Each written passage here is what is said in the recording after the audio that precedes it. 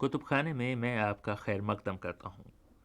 اس programme میں ہم اردو کی ان 1 صدی پرانی کتابوں کا مطالعہ کیا کرتے ہیں جو یہاں لندن میں برٹش میوزیم کی لائبریری میں محفوظ ہیں۔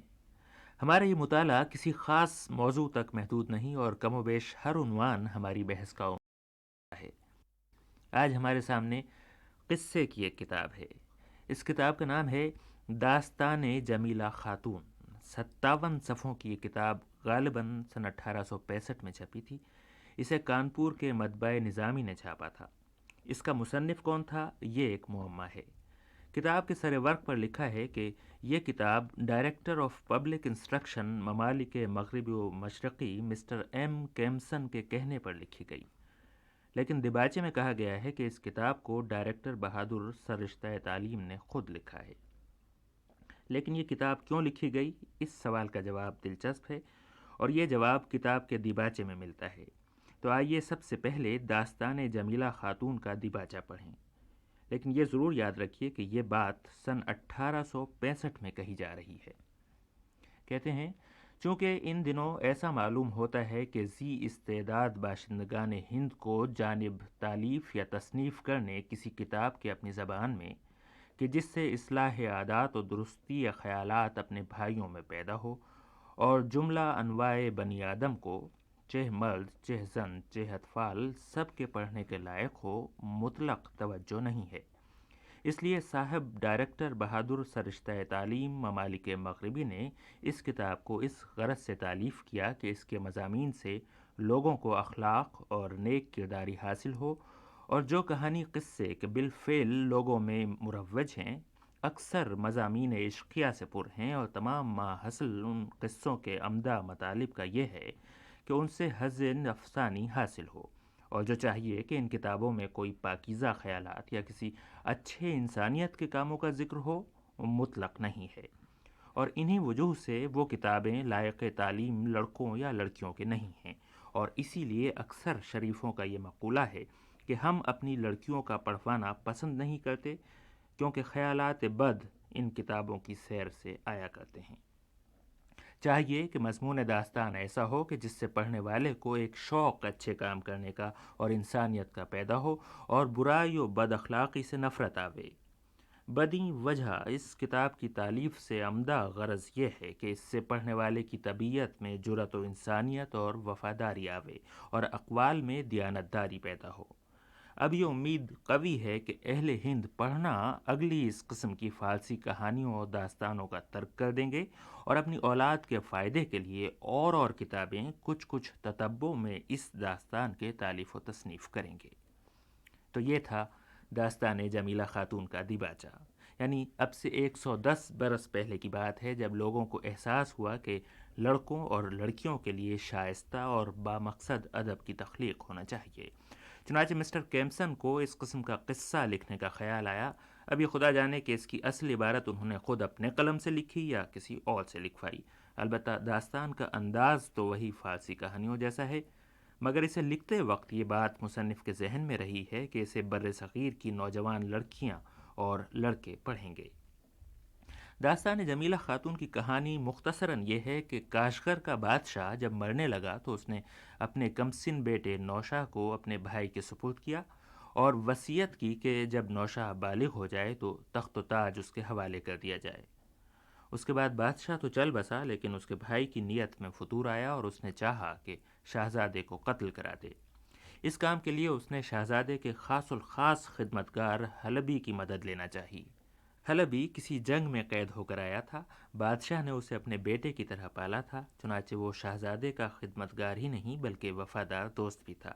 اس نے فوراً ہی نوشاہ کو اس سازش سے آگاہ کیا، اور وہ دونوں اگلے ہی لمحے محل سے بھاگ کھڑے ہوئے۔ اس کے بعد جو کچھ ہوا آئیے وہ ہم کتاب سے پڑھیں، اور یہ بھی دیکھیں کہ 110 سال قبل بچوں کی کتابوں میں زبان و بیان کا انداز کیسا تھا۔ حسن اتفاق سے نوشہ اور حلبی چلتے چلتے راستے شیراز پر ہو لیے۔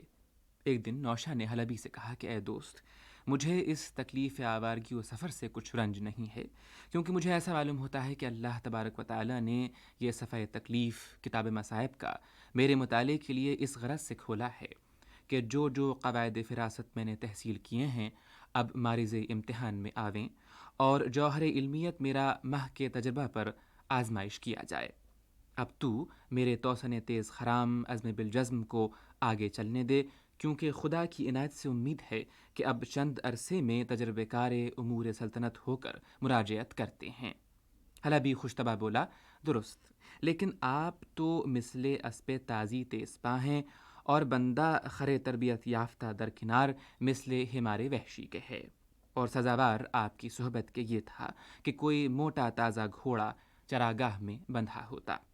نوشا مسکرا کر بولا، کیا خوب مجھے معلوم ہوا، لیکن اتنا آپ جان لیں کہ جو جانبازی و ہمت خر وحشی میں عرب کے نزدیک ہوتی ہے اتنی ان تازی پرجمال میں نہیں ہوتی۔ مگر ہماری تمہاری یہ تشبیہ نہیں ہے، بلکہ اب ہم تم دوست ہیں اور مرتبہ مساوات میں ہیں، کیونکہ آئینہ بد اقبالی میں آدمی کی جوں کی توں صورت نظر آتی ہے، بخلاف جاہ و اقبال کے کہ اس وقت آدمی کا روپ بدل جاتا ہے اور اصل حقیقت چھپ جاتی ہے۔ حلبی بولا، آپ نے جو فرمایا وہ راست و درست، لیکن آئینہ بد اقبالی کو اگر آپ بچشم دیانت ملاحظہ فرمائیں تو ہم کو اس سے بہت استفادہ ہوتا ہے، لیکن افسوس وہ دیانتداری کی تعلیم سے مجبور ہے۔ شہزادے نے جواب دیا کہ میں نے مانا، لیکن بد اقبالی سے تجربہ کاری کیسی آتی ہے کہ جس کے بغیر طالب علم مثل طائر بے پر کے ہے۔ حلبی بولا، اچھا مہربان، لیکن آدمی بلا روپے کے کس کام کا ہے؟ بتلائیے کہ ہم لوگ کچھ شکر خورے تو نہیں ہیں کہ جن کی گزر صرف مکھیوں پر ہوا کرے، بس اوقات کے لیے کچھ نہ کچھ روپیہ ضرور چاہیے۔ افسوس دل چاہتا ہے کہ راگ و رنگ سنیے، لیکن کون شخص اب ایسا ہے جو اجرت نئے نواز دے اور ہم کو راگ و رنگ سنوائے؟ شہزادہ بولا، میں پابند مقولہ افلاطون دانا ہوں، جیسا کہ وہ اپنی کتاب نمونہ انتظام حکمت میں لکھتا ہے کہ میں چاہتا ہوں رواج دولت ہی موقوف کروں، کیونکہ اس سے عیاشی اور کاہلی اور تلون مزاجی پیدا ہوتی ہے۔ دیکھو، ایک روز بے زر ہی پوچھے جائیں گے، دولت مندوں کی کچھ قدر و منزلت نہ ہوگی۔ حلبی بولا کہ میں نے تسلیم کیا کہ بے زری عقل سے آتی ہے، لیکن افلاس میں آلات کسب معاش کب میسر آ سکتے ہیں کہ جن سے معاش پیدا ہو؟ پھر فرمائیے، عقل بلا آلات کسب معاش کس کام کی ہے؟ نوشا نے فی الجملہ سکوت کیا تھا کہ اتنے میں عمارات عالی شان شہر شیراز دور سے نظر آنے لگیں، اور ان کے ذہن سے خیال ہی اس بحث کا جاتا رہا۔ اگر کوئی پوچھے تو ان دونوں میں اتنا فرق تھا کہ اگرچہ وہ دونوں علم دنیاوی میں فاضل اور حکیم تھے، لیکن نوشا کو صرف علم ہی تھا اور عمل نہ تھا، اور حلبی کو علم بھی تھا اور عمل بھی تھا۔ اس کے بعد دونوں شیراز پہنچے، وہاں ایک ویران مکان میں پڑاؤ ڈالا، اور ایک روز عطر فروشوں کے بازار میں گھوم رہے تھے کہ وزیر کی بیٹی جمیلہ خاتون نظر آئی، جس کے بارے میں شہزادے کا خیال تھا کہ جب یہ روشنی حسن و جمال خدا نے مشرق کو عطا کی ہے تو مشرق کو پھر مہتاب و آفتاب کی کیا ضرورت۔ غرض دونوں نے ایک دوسرے کو دیکھا اور حلبی کو کہنا پڑا کہ شہزادے، آپ مبتلا محبت ہو گئے ہیں، افسوس کہ ہم برباد ہو گئے، کیونکہ جن کے پاس پیسہ نہ ہو وہ عشق کے متحمل نہیں ہو سکتے۔ اس کے بعد یہاں سے اب فیری ٹیل شروع ہوتی ہے۔ اسی روز ایک پری ان کے گھر میں نمودار ہوئی، جس نے شہزادے کو بتایا کہ تمہارے باپ نے ایک بار مجھے قید سے چھڑایا تھا، اس نیکی کا بدلہ دینے کی غرض سے میں تمہیں یہ بتانے آئی ہوں کہ اس پتھر کے نیچے ایک خزانہ دفن ہے، اسے نکالو، مگر سمجھداری سے خرچ کرنا۔ نوشا اور حلبی نے پتھر ہٹا کر زمین کھودی تو وہاں سے سبز بلوط کا ایک دانہ نکلا، اور پتہ چلا کہ جو اس دانے کو اپنے پاس رکھے وہ آدمی کسی کو نظر نہیں آتا، البتہ وہ خود سب کو دیکھتا ہے۔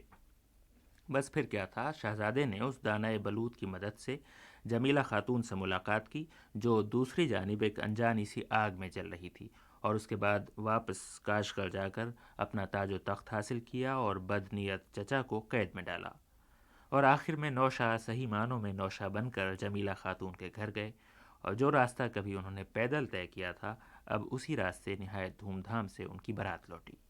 تو یہ تھی داستان جمیلہ خاتون۔